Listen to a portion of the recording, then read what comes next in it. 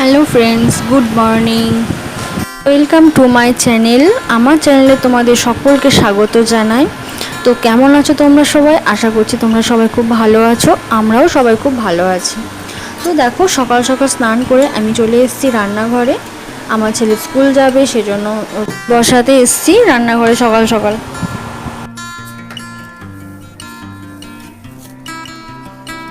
তো এখানে ভাতের মধ্যে দিয়েছি 2 টুকরো আলু আর একটা পটল আর কিছুটা চাল আর একটু ডাল দেব। আজকাল পেঁপে পাড়া নেই, সেজন্য আর পেঁপেটা দেওয়া হয়নি, নাহলে এই সমস্ত সবজি দিয়ে ওকে ভাত দিলে ঘি দিয়ে, তার মধ্যে আবার ঘিও দিতে হবে, ঘি ছাড়া ও ভাত খাবে না, সেজন্য ঘিও দিতে হবে।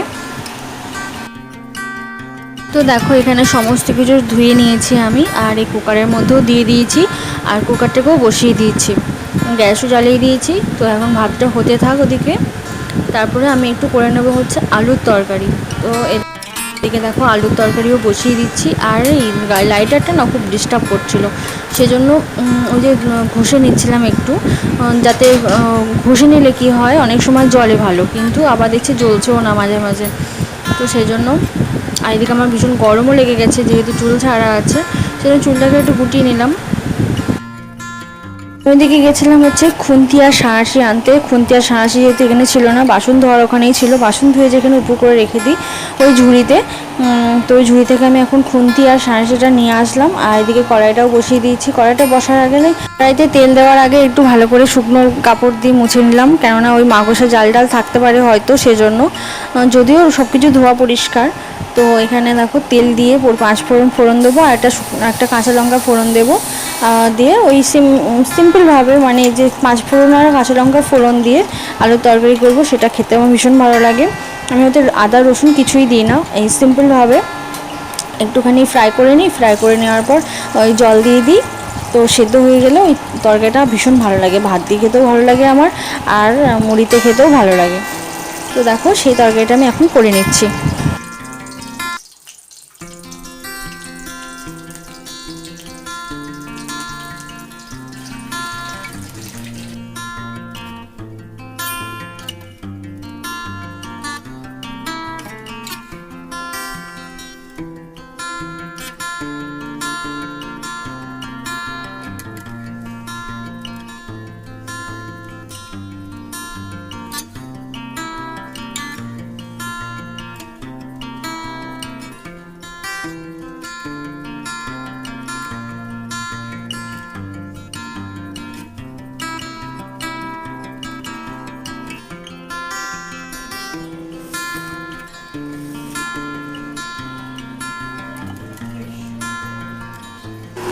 তো দেখো, আমি ওর ভাতটা এখানে বেড়ে নিয়েছি, আর ওই যে দেখো আলুর তরকারি দেখতে পাচ্ছ, আলুর তরকারি দিয়েছি, আর অল্প একটু নুন দিচ্ছি, আর এই যে ঘিটা তো মাস্ট, ওটা তো দিতেই হবে, না হলে ও ভাতটা খাবে না। তো ঘি দিয়ে, ঘিটা না শেষের দিকে আর কি, মানে আমি তো ঘরে ঘি বানাই, তো ঘিটা অনেকদিন বানানো হয়নি, সেজন্য ঘি আর কেনা ঘিটাও নেই, তো সেই জন্য ঘি শেষের দিকে, সেই জন্য আঙুলে করে বের করে করে দিতে হচ্ছে ওকে।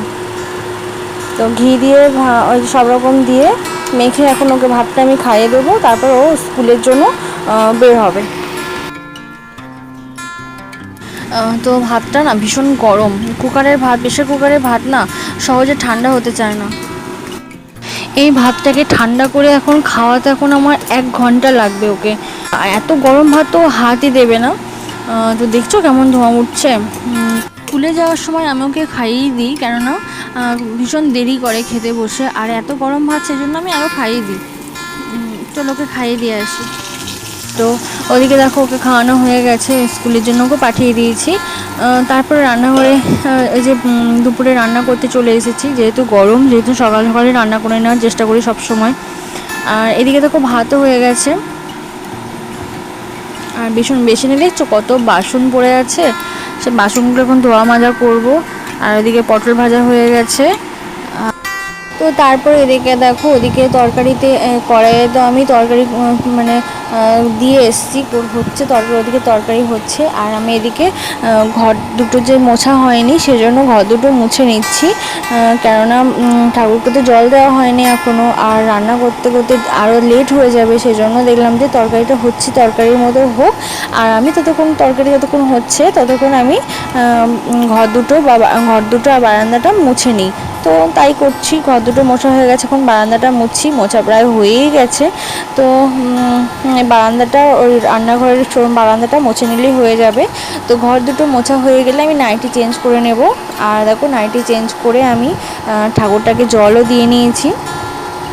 আর তোমাদের সাথে পুরোটা শেয়ার করতে পারলাম না আজকে, আর শেয়ার করা হয়নি। তো ঠাকুরের দিকে জল দেওয়া হয়ে গেছে। আর এদিকে দেখো আবার রান্নাঘরে এসে গেছি, যে তরকারিটা চাপিয়ে দিয়েছিলাম না, কি তরকারি ছিল বলো তো ওটা ছিল এঁচোড় ছাড়া এঁচোড় চর্বি। তো আমার বর বলেছিল একটু চর্বি এনে দেবো, এঁচোড়টা আছে, এঁচোড়টা করবে। তো আমি জানি তাই হবে। তো সে ওর মতো চর্বি দিয়ে গেছিলো, বাড়িতে দিয়ে চলে গেছিলো। আর আমি না কি করেছি বলো তো, আগে তো দেখিনি যে, আগে যদি জানতাম যে এঁচোড়টা নষ্ট হয়ে গেছে তাহলে ওকে বলে দিলে ওর সঙ্গে সঙ্গে এঁচোড়টা এনে দিতে পারতো। কিন্তু আমি যদি দেখিনি, আগে লক্ষ্য করিনি, তো সেজন্য এঁচোড় ছাড়া এঁচোড় চর্বি আমাকে রান্না করতে হলো। ওই এই হালকা হালকা ঝোল থাকবে, পুরোপুরি কষা করব না, ওই হালকা পাতলা একটু ঝোল থাকবে।